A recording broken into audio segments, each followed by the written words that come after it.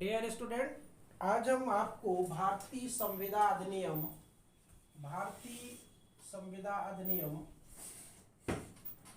1872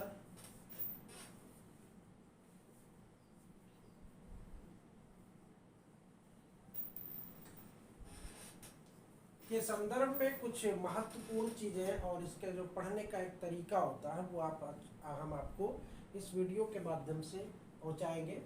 देखिए, भारतीय संविदा अधिनियम अगर एक शब्द को ले लिया जाए जिसको बोला जाता है कि दो पक्षों के बीच करार, यानी कि एग्रीमेंट, यानी कि इसमें सामंत महोदय की एक डेफिनेशन है जिसमें वो कहते हैं कि संविदा एक ऐसा करार है जो दो पक्षों के बीच में दायित्व का सृजन करता है एवं उसकी व्यवस्था करता है, यानी कि उसकी व्याख्या करता है।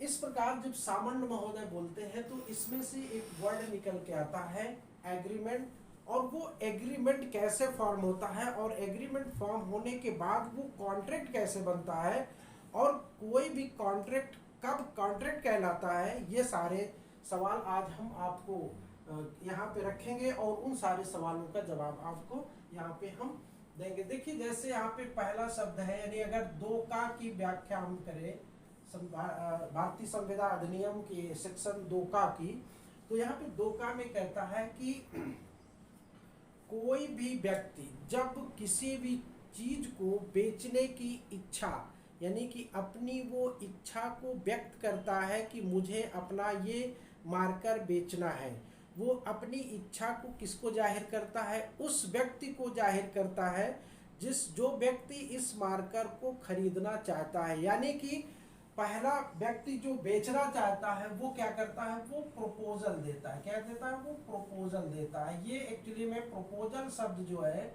हमारे भारतीय संविदा अधिनियम में यूज किया गया है, जबकि ये इंग्लिश लॉ के इंग्लिश कॉन्ट्रैक्ट के ऑफर शब्द से निकला हुआ है। वो ऑफर का ये पर्यायवाची है, ऑफर का पर्यायवाची है प्रपोजल। प्रपोजल शब्द निकला है। और प्रपोजल कब कंप्लीट होता है? प्रपोजल कब कंप्लीट होता है आपका? प्रपोजल तब कंप्लीट होता है जब यहाँ पे विल, यानी कि इच्छा, यानी कि हमारी इच्छा, हम मार्कर अपना बेचना चाह रहे हैं, तो हमारी इच्छा यानी विलिंगनेस, हमारी इच्छा में दूसरे की अनुमति चाहिए। यानी कि जो व्यक्ति हमारे मार्कर को खरीदना चाहता है उसकी हमें अनुमति चाहिए। तो यानी कि इच्छा प्लस अनुमति या सहमति भी कह सकते हो, अनुमति, इच्छा प्लस अनुमति यानी विलिंग प्लस एसेंट, ये दो चीजें चाहिए जिससे हमारा प्रपोजल पूरा हो जाए, प्रपोजल कंप्लीट होता है। प्रपोजल देखो, इसको यहाँ पे हम लोग एक तो इंग्लिश वर्ड देख लिया ना, प्रपोजल और ऑफर दोनों हमने देख लिया। इसके बाद इसका हिंदी जब हम लोग देखते हैं तो इसके हिंदी में इसको हम प्रस्थापना भी यूज करते हैं, प्रस्थापना, और दूसरा इसको हम प्रस्ताव भी बोलते हैं। ये दो वर्ड इस यहाँ पे यूज होते हैं हिंदी में, और ये दो वर्ड यहाँ पे यूज होते हैं इंग्लिश में। तो ये इस प्रकार देखा आपने, प्रपोजल में इच्छा और अनुमति, इच्छा प्लस अनुमति इज इक्वल टू प्रपोजल। अब प्रपोजल के बाद जो दूसरा शब्द आता है वो आता है प्रतिगृहीत, यानी कि प्रतिगृहीत। प्रतिगृहीत मतलब, अब इसको देखिए, प्रतिगृहीत को हिंदी में एक वर्ड और यूज किया जाता है, स्वीकृति। प्रतिगृहीत यानी स्वीकृति, और इसको इंग्लिश में एक्सेप्टेंस बोला जाता है। अब ये एक्सेप्टेंस जो है कैसे बनता है? एक्सेप्टेंस यानी कि देखिए 3 वर्ड है यहाँ पे। एक्सेप्टेंस देखो कैसे बनता है। एक्सेप्टेंस के लिए यहाँ पे समझिएगा, एक्सेप्टेंस में अब कौन कौन से वर्ड आएंगे? एक्सेप्टेंस में आपका आएगा प्रस्थापना और सहमति। अब यहाँ पे इच्छा की जगह पे प्रस्थापना आ गया,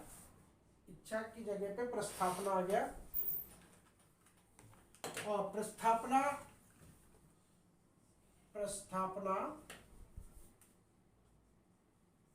प्लस सहमति, यानी कि हमने ये वाली अनुमति जो है, अनुमति लेने के लिए कि भाई साहब मैं अपना मार्कर बेच रहा हूं, क्या आप खरीदोगे? तो अगला बोल रहा है कि देखते हैं, विचार करते हैं, एक्शन का अनुमति देता है या नहीं देता, वो विचार करने के बाद बताएगा। लेकिन यहाँ पे क्या कहता है, एक्सेप्ट हो चुका है, वो कह रहा है कि यस मैं लूंगा।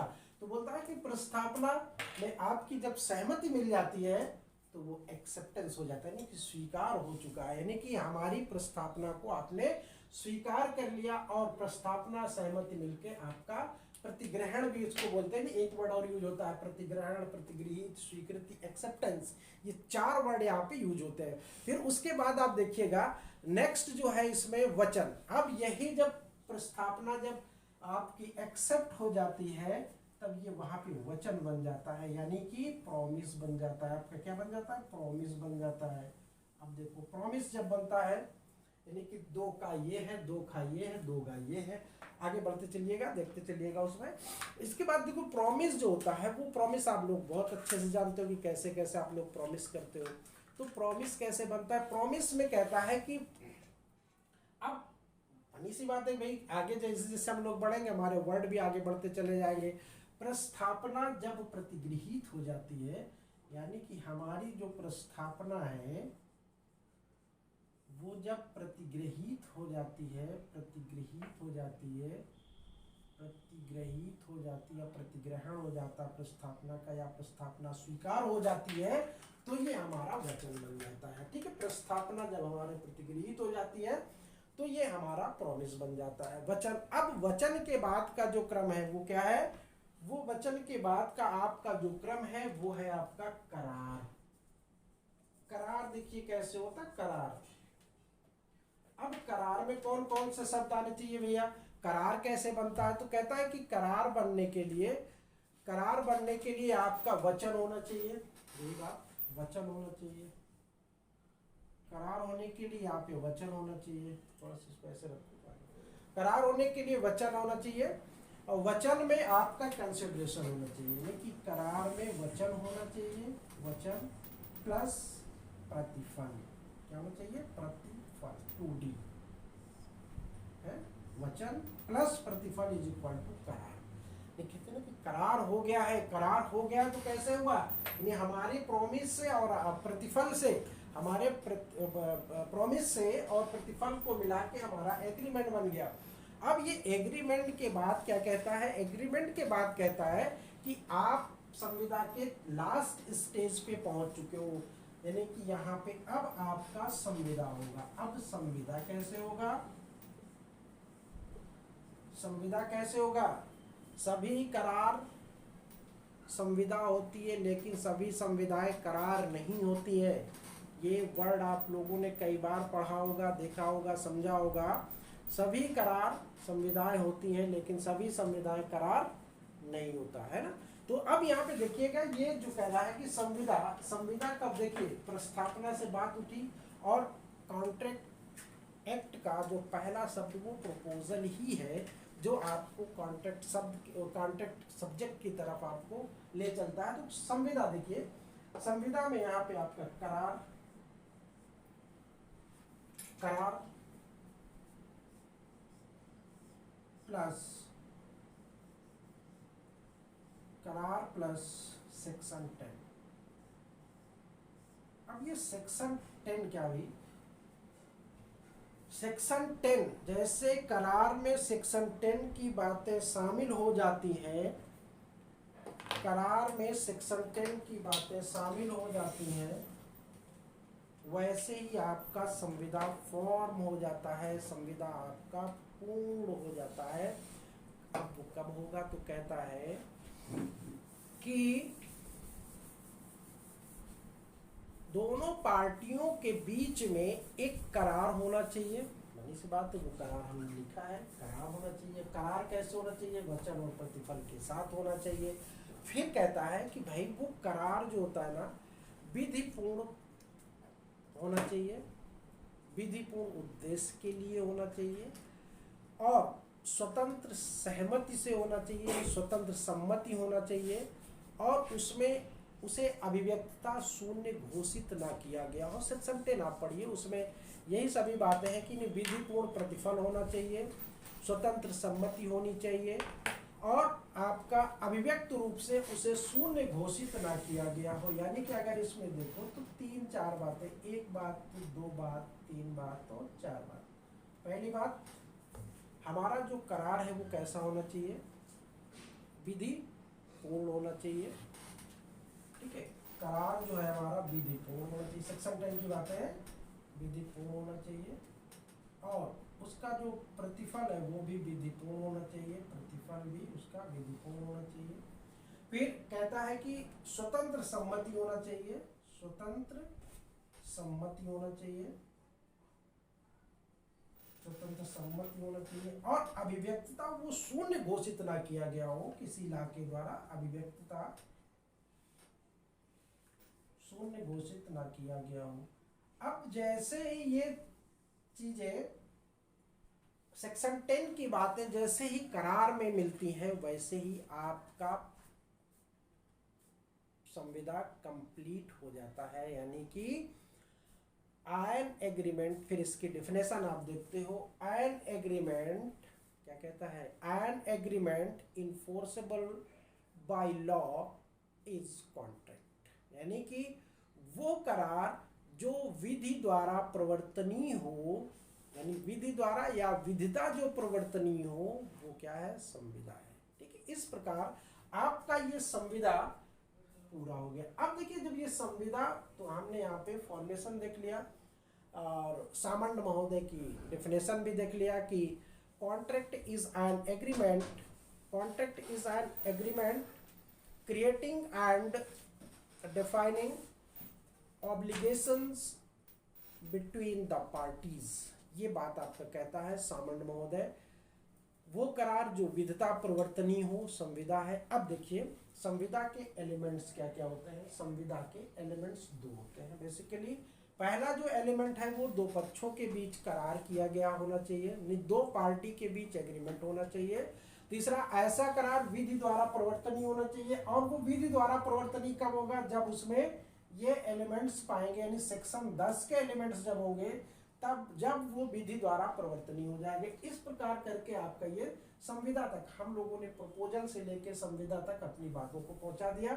अब इस संविदा होने के बाद क्या क्या चीजें होती हैं और आगे देखिएगा। फिर इसमें देखिएगा, ये यहाँ पे आपको दिखाई दे रहा होगा फॉर्मेशन ऑफ कॉन्ट्रैक्ट।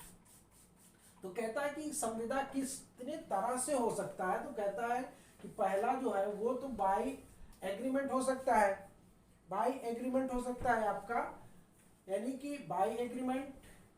अब यहाँ पे देखिएगा, by agreement formation of contract के लिए बाय एग्रीमेंट एंड कॉन्ट्रैक्ट में करार तथा संविदा के द्वारा। दूसरा जो है वो मानक प्रारूप संविदा द्वारा। तीसरा जो है वो आपका वचन विबंध द्वारा, बाय प्रोमिसरी स्टॉपल द्वारा।